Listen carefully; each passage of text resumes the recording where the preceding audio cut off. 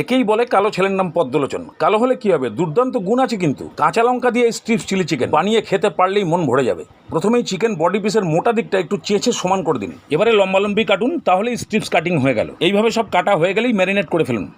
পরিমাণ মতো নুন, গোলমরিচের গুঁড়ো, সয়া সস, একটা ডিমের সাদা অংশ, কিন্তু কুসুম আমাকে ধোকা দিয়েছে, এই জন্য সামান্য একটু এসে গেছে, আর 3 চামচ কর্নফ্লাওয়ার দিয়ে ভালো করে মেখে এক এক করে তেলের মধ্যে ছেড়ে হালকা ভেজে তুলে নিন। বেশি কড়া করে ভাজবেন না, তাহলে চিকেন শক্ত হয়ে যাবে।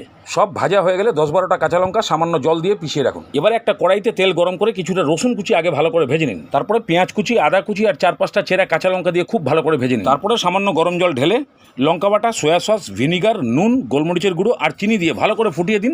সস তৈরি হয়ে গেল। এবার চিকেন স্ট্রিপস, ক্যাপসিকাম, পেঁয়াজ আর ধনেপাতা কুচি এগুলোকে দিয়ে 3-4 মিনিট ভালো করে কষিয়ে দিন। তারপরেই পরিমাণ মতো গরম জল আর 2 চামচ কর্নফ্লাওয়ার গুঁড়া জল দিয়ে গ্রেভি বাড়িয়ে ভালো করে ফুটিয়ে দিন। বাস, এবারে রাইস, রুটি, পরোটা, নান যাই দিয়ে খাবেন খান, আর সবার দিকে তাকিয়ে তাকিয়ে নিজের গুণ গান।